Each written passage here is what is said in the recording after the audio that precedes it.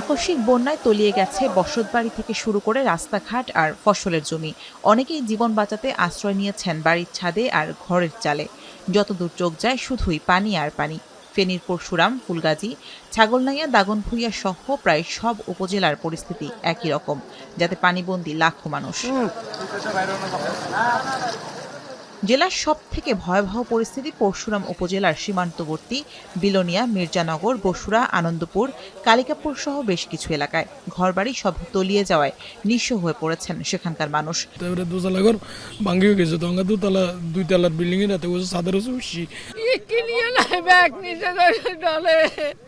এই সুদূর ভিতরে তো কোনো যাওয়া কখনো সম্ভব না। এখন বাচ্চা কাচ্চা তো ছাদের উপরে, এখন তো যাওয়া আসায় খুব মুশকিল হয়ে গেছে। স্পিড বোট নিয়ে দুর্গতদের উদ্ধারের চেষ্টা করছে সেনাবাহিনী সহ বিভিন্ন সংগঠন। তবে চাহিদার তুলনায় সাহায্য অপ্রতুল। জেলা শহরের সঙ্গে পুরোপুরি বন্ধ সড়ক যোগাযোগ, বন্ধ রয়েছে বিদ্যুৎ ও গ্যাসের সরবরাহ। মোবাইল নেটওয়ার্ক না থাকায় স্বজনদের সঙ্গে যোগাযোগ করতে পারছেন না দুর্গতরা। ধারণার চেয়েও ভয়াবহ পরিস্থিতি ফেনীর। আমার স্বামী খেতে কোথাও চাকরি করে, ওখানে সে একা আটকে পড়েছে পরশুরাম, কোনো খোঁজ খবর না আজকে 7 দিন। এই বোটটা আমরা ঢাকা থেকে সদরঘাট থেকে ভাড়া করে আনছি, সেই একটা বোট দিয়ে আমরা এই এলাকার পুরোটার মধ্যে রেস্কিউ করতেছি। মানুষ অনেক কষ্ট, যারা মেন রোডে আছে তারা বাঁচতেছে, আর যারা গ্রাম অঞ্চলে যারা আছে তাদের অনেক কষ্ট হয়ে যাচ্ছে। প্রশাসনের সহযোগিতা দরকার, হেলিকপ্টার দরকার এবং ইঞ্জিন চালিত নৌকা দরকার। গত 40 বছরে এমন ভয়াবহ বন্যা দেখেনি চট্টগ্রামের মানুষও। হালদার বাঁধ ভেঙে পরিস্থিতি আরও জটিল আকার ধারণ করেছে। সহায় সম্বল হারিয়ে কোমর আর গলা সমান পানি মারিয়ে একটু নিরাপদ আশ্রয়ের খোঁজে এখন হাজারো মানুষ। শিশু আর বৃদ্ধদের কোলে পিঠে করে নিয়ে আসছেন স্বজনরা। ঘরবাড়ি, দোকানপাট, ব্যবসা সব ডুবেছে পানিতে। চট্টগ্রামে পানিবন্দী 2 থেকে 3 লাখ মানুষ। সবথেকে ভয়াবহ অবস্থা হাটহাজারী, ফটিকছড়ি, রওজান ও মিরসরাইয়ের। ছাদের উপরে ভাই তুই উদ্ধার করতে ওলা গেছে, যে ওলারও দেখি না, মাইয়ারও দেখি না। এখন পর্যন্ত কোনো খোঁজ খবর পাচ্ছি না, নেটওয়ার্কও নয় এবং যোগাযোগ করতে পারতেছি না এবং যাইতেও পারতেছি না। পানিবন্দী তো হাজার হাজার মানুষ, এখানে একতলা দোতলা সব ডুবাইলার। এলাকার অবস্থা প্রচুর খারাপ, এই বিল্ডিং এ এরকম পর্যন্ত পানি। এদিকে ভারী বৃষ্টি ও ফেনীর মুহুরী নদী থেকে নেমে আসা পানিতে নোয়াখালীর বন্যা পরিস্থিতির অবনতি হয়েছে। বিদ্যুৎ বিচ্ছিন্ন জেলার 9টি উপজেলা। নোয়াখালী সদর, সেনবাগ, সোনাইমুড়ি, বেগমগঞ্জ, কোম্পানীগঞ্জ, কবিরহাট ও সুবর্ণচর উপজেলার অধিকাংশ এলাকা পানির নিচে।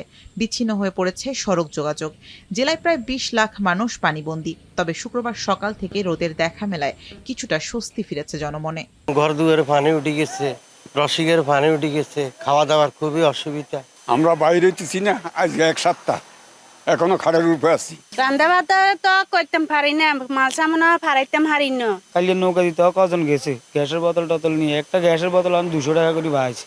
এদিকে স্বস্তি ফিরেছে ব্রাহ্মণবাড়িয়াতেও। বৃহস্পতিবার রাত থেকে নতুন করে বৃষ্টি না হয় কমতে শুরু করেছে বন্যার পানি। তবে এখনো পানিবন্দী 40টি গ্রাম। আখাউড়া স্থল বন্দরে পানি কমলেও স্বাভাবিক হয়নি পণ্য আমদানি রপ্তানি ও যাত্রী পারাপার। এই অঙ্কা পানিটা দূর কমছে, আজ 3 দিন ধরে পানি চিরা আইন না মুড়ি আইন না হওয়া হয়েছে। পাহালো পানি গরু বাছুর নিয়ে সেরকম সমস্যার মধ্যে আছি। পুষ্করিণীর মাছও গেছে গা, বড় গা হামাইতারি না, বাইতো যাইতারি না, কোনো জিনিস আনতাম পারি না। এদিকে হবিগঞ্জে 5 উপজেলায় পানিবন্দী 40,000 মানুষ। ঘরবাড়ি ছেড়ে দুর্গতরা জীবন বাঁচাতে ঠাঁই নিয়েছে আশ্রয় কেন্দ্রে। সেখানেও নেই পর্যাপ্ত খাবার সহায়তা।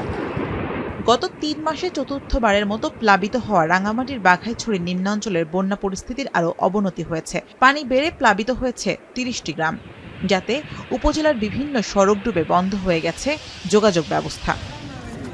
এদিকে মনু ও ধলাই নদীর কয়েকটি স্থানে ভাঙন দিয়ে পানি ঢুকছে মৌলভীবাজারে, যাতে প্লাবিত হচ্ছে নতুন নতুন গ্রাম আর নষ্ট হচ্ছে ফসলি জমি আর মাছের ক্ষেত। শামীমা রহমান শাম্মী, এখন।